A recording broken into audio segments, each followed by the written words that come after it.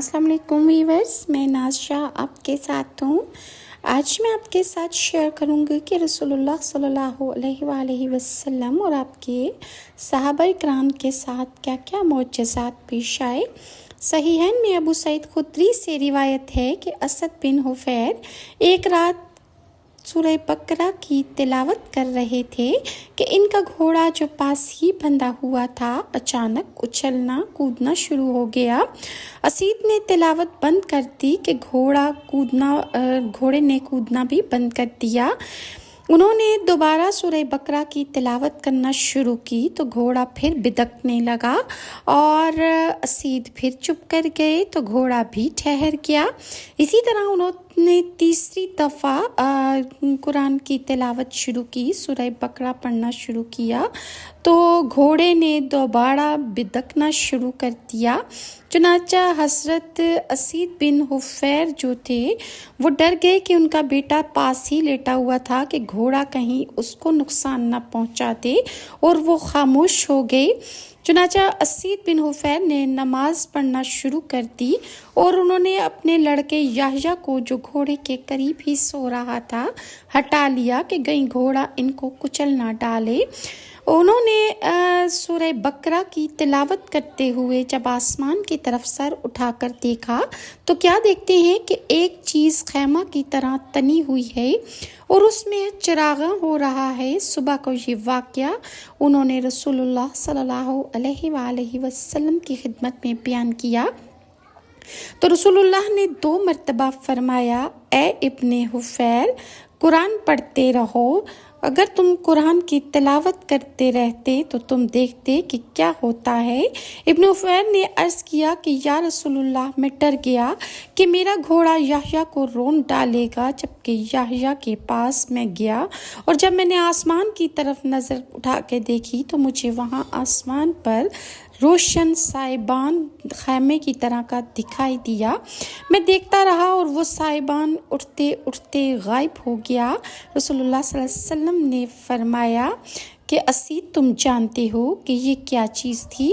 اسید نے کہا، نہیں یا رسول اللہ، اللہ اور اس کا رسول جانتا ہے کہ وہ کیا تھا۔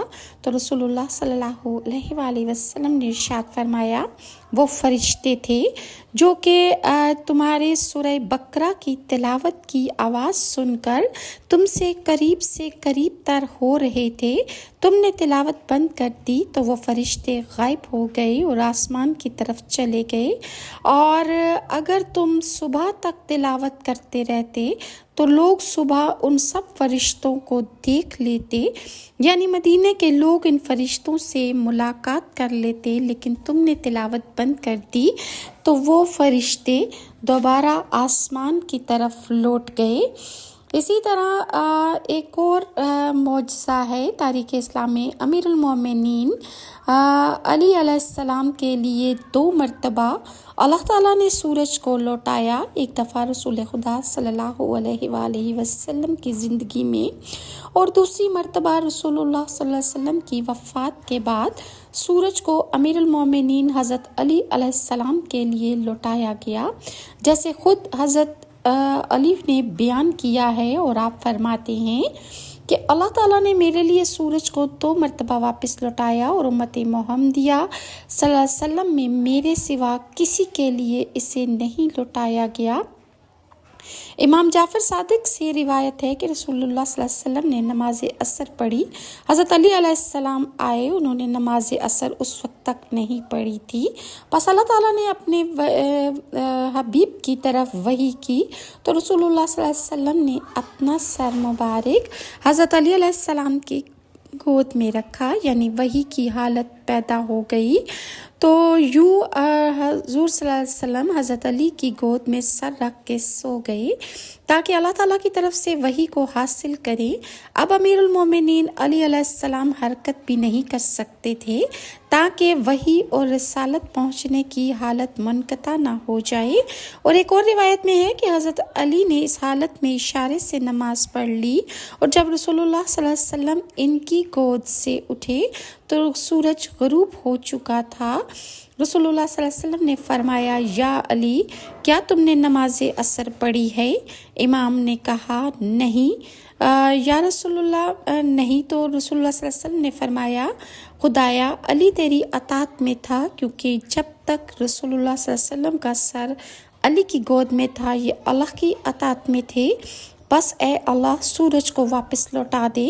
اس پر اللہ تعالیٰ نے سورج کو واپس لوٹا دیا اور اس جگہ پر مسجد بنائی گئی جس کا نام مسجد فضی ہے، اور اس مسجد کا دوسرا نام مسجد رد الشمس ہے۔ دوسری دفعہ حضرت علی علیہ السلام کی خلافت کے دنوں میں سورج کا لوٹایا جانا، جویریہ بن مسہر نے کہا، روایت ہے کہ ہم امیر المومنین حضرت علی کے ساتھ جنگ نہروان سے واپس آ رہے تھے۔ جب ہم ارض بابل میں آئے تو نماز عصر کا وقت ہو گیا، پھر امیر المومنین علی علیہ السلام اترے اور لوگ بھی اترے۔ حضرت علی نے فرمایا اے لوگو یہ زمین ملعونہ ہے، یہ 3 مرتبہ یہ زمین عذاب کا شکار ہو چکی ہے۔ ایک روایت میں ہے دو دفعہ کا ذکر ہے، اور یہ الٹ پلٹ ہونے والی زمینوں میں سے ایک زمین ہے جس میں شہر اپنے اہل کے ساتھ الٹ گیا۔ یہ پہلی زمین ہے جس میں بتوں کی پوجا کی گئی ہے۔ نبی اور نبی کے وصی کے لیے اس زمین پر نماز پڑھنا جائز نہیں، تم میں سے جو یہاں نماز پڑھنا چاہے پڑھ لے۔ بس لوگ راستے کی ایک جانب کھڑے ہو کر نماز پڑھنے لگے، اور حضرت علی رسول اللہ صلی اللہ علیہ وسلم کے خچر پر سوار ہوئے اور وہاں سے روانہ ہو گئے۔ جویریہ کہتے ہیں کہ میں نے بھی خدا کی قسم امیر المومنین حضرت علی کے پیچھے چلا گیا، اور میں نے سوچا کہ آج کی نماز میں ان کی ابتدا میں ہی پڑھوں گا، بس میں ان کے پیچھے چل دیا۔ خدا کی قسم ہم سورا کے پل پر پہنچے جو کہ ارض بابل عراق کی جگہ ہے، یہاں تک کہ سورج غروب ہو گیا۔ بس میں نے شک کیا کہ حضرت علی میری طرف متوجہ ہوئے اور انہوں نے کہا اے جویریہ کیا تو شک کر رہا ہے؟ میں نے کہا ہاں۔ یا امیر المومنین امام ایک جگہ سے اترے، انہوں نے وضو کیا اور کھڑے ہوئے، اور انہوں نے کچھ اللہ سے کلام کی جسے میں سمجھ نہ سکا، اور پھر انہوں نے مجھے نماز کے لیے آواز دی۔ بخدا میں نے دیکھا کہ سورج 2 پہاڑیوں کے درمیان سے نکلا اور بلند ہوا۔ حضرت علی نے نماز عصر پڑھی اور میں نے بھی آپ کے ساتھ نماز پڑھی۔ بس جب ہم نماز سے فارغ ہوئے تو رات ہو گئی تھی جیسے پہلے تھی۔ اب حضرت علی میری طرف متوجہ ہوئے اور فرمایا اے جویریہ بن مسہر، اللہ تعالیٰ نے فرمایا ہے فَسَبِّحْ بِاسْمِ رَبِّكَ الْعَظِيمِ، اپنے رب کے عظیم نام سے تسبیح کر۔ میں نے اللہ تعالیٰ سے اس کے اسم عظیم کے واسطہ سے دعا کی، اور اس نے میرے لیے سورج کو دوبارہ لوٹا دیا ہے۔ اور حضرت عبداللہ بن عباس سے روایت ہے، وہ بیان کرتے ہیں کہ ایک عربی رسول اللہ صلی اللہ علیہ وسلم کی بارگاہ اقدس میں حاضر ہوا، اور اس نے عرض کیا کہ مجھے کیسے علم ہوگا کہ آپ اللہ تعالیٰ کے نبی ہیں؟ آپ صلی اللہ علیہ وسلم نے ارشاد فرمایا اگر میں کھجور کے اس درخت پر لگے ہوئے اس گچھے کو بلاؤں تو کیا تو گواہی دے گا کہ میں اللہ تعالیٰ کا رسول ہوں؟ پھر آپ صلی اللہ علیہ وسلم نے اس گچھے کو بلایا تو وہ درخت سے نیچے اترنے لگا یہاں تک کہ رسول اللہ صلی اللہ علیہ وسلم کے قدموں میں آ گرا۔ پھر آپ صلی اللہ علیہ وآلہ وسلم نے اس کھجور کے گچھے سے فرمایا کہ واپس چلے جاؤ، تو وہ واپس چلا گیا اور درخت بھی اسی جگہ پر جا کر لگ گیا جہاں سے اترا تھا۔ اس عربی نے نباتات کی محبت اور اطاعت رسول اللہ صلی اللہ علیہ وسلم کے لیے یہ منظر دیکھا تو اس نے فوراً اسلام قبول کر لیا۔ حضرت انس رضی اللہ عنہ سے روایت ہے کہ ایک انصاری گھرانے میں ایک اونٹ تھا جس پر وہ کھیتی باڑی کیا کرتا تھا۔ وہ ان کے قابو میں نہ رہا اور اپنی پشت پر پانی لانے کے لیے استعمال کرنے سے وہ رک گیا اور اس نے ان کا کہنا ماننا چھوڑ دیا۔ انصار صحابہ رسول اللہ صلی اللہ علیہ وسلم کی بارگاہ اقدس میں حاضر ہوئے، رسول اللہ کی بارگاہ میں عرض کیا یا رسول اللہ ہمارا ایک اونٹ ہے، ہم اس سے کھیتی باڑی کے لیے پانی لینے کے لیے کام لیتے ہیں، لیکن وہ ہمارے قابو میں نہیں رہا اور اب وہ خود سے کوئی کام نہیں لینے دیتا اور ہمیں مارنے کی کوشش کرتا ہے۔ ہمارے کھیت اور کھلیان اور باغ پانی کی قلت کے باعث سوکھ گئے ہیں، قربان جاؤں رسول صلی اللہ علیہ وآلہ وسلم پر۔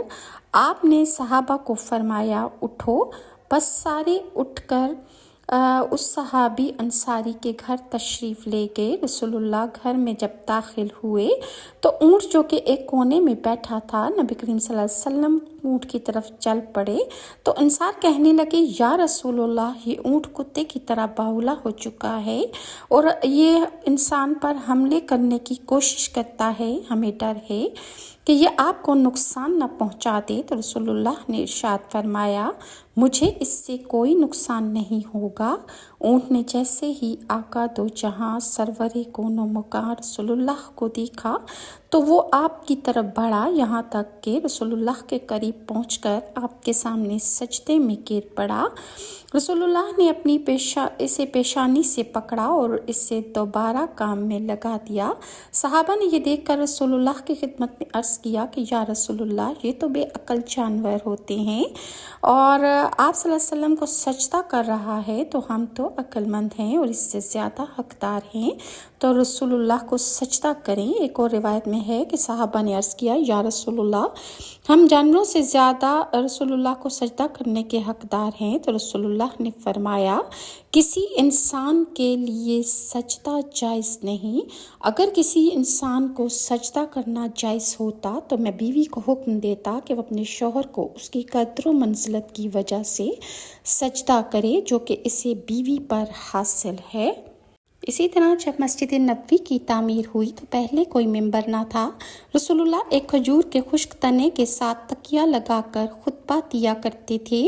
کچھ دن بعد ایک غلام نے ممبر تیار کر کے حاضر کیا تو جب آپ اس ممبر پر جلوہ افروز ہوئے تو خشک تنا آپ کی اس ہجرت کی تاب نہ لا سکا، چنانچہ وہ چھوٹے بچوں کی طرح رونے لگا۔ حضرت جابر فرماتے ہیں ہم نے اس کے رونے کی آواز کو اچھی طرح سنا، بلکہ جب سب اس کی آواز کو سنتے ہی رو پڑے۔ فقط صحابہ نے خشک تنا کا ساتھ نہ دیا بلکہ مسجد کی در و دیوار ہل گئی اور سبھی اس کی اس دلسوز آواز پر رونے لگے۔ بالآخر خشک تنے کے جذبہ محبت کو آقا کریم صلی اللہ علیہ وآلہ وسلم نے جب ملاحظہ فرمایا تو رسول اللہ ممبر سے نیچے اتر کر آئے اور اس تنے کو گلے سے لگا لیا۔ صحابہ فرماتے ہیں کہ رسول اللہ کے گلے لگانے سے خشک تنے کو روح پڑ گئی اور وہ اپنے ارمان نکالنے پر ہچکیاں بھرنے لگا، جیسے رونے والا عموماً تسلی کے بات کرتا ہے۔ رسول اللہ فرماتے ہیں کہ اگر ہم ایسا نہ کرتے، یعنی اس تنے کو اگر میں گلے سے نہ لگاتا تو یہ قیامت تک روتا رہتا۔ بعد ازاں رسول اللہ صلی اللہ علیہ وسلم خشک تنا سے پوچھا کہ اے عاشق زار، تو کیوں روتا ہے؟ تو تنے نے عرض کیا حضور آپ کے ہجر و فراق سے روتا ہوں۔ آپ نے فرمایا اچھا کیا خیال ہے؟ اگر تم چاہتے ہو تو میں تجھے جنت کا درخت بنا دوں اور نیک بندے تیرا پھل کھائیں گے، اگر تو چاہے تو تجھے ویسے ہی سرسبز و شاداب کر دوں جیسا کہ تو تھا۔ اس نے چاہا کہ بس قدموں میں ہی جگہ دے دیں تو اس نے یہی غنیمت سمجھا اور اس نے کہا کہ میں جنت کے میں جانا چاہتا ہوں، چنانچہ ایسا ہی ہوا اور رسول اللہ صلی اللہ علیہ وسلم کا حکم ہوتے ہی وہ تنا زمین میں دھس گیا اور اس کو جنت کے درختوں میں سے ایک درخت ہونے کا شرف حاصل ہوا۔ مزید معجزات رسول اللہ صلی اللہ علیہ وسلم کے بارے میں آپ کے ساتھ نیکسٹ ویڈیو میں شیئر کروں گی، اور اگر آپ کو میری ویڈیوز اچھی لگتی ہیں تو کائنڈلی لائک اور سبسکرائب ضرور کیجیے۔ نیکسٹ ویڈیو تک کے لیے ناز کو اجازت دیجیے۔ اللہ حافظ۔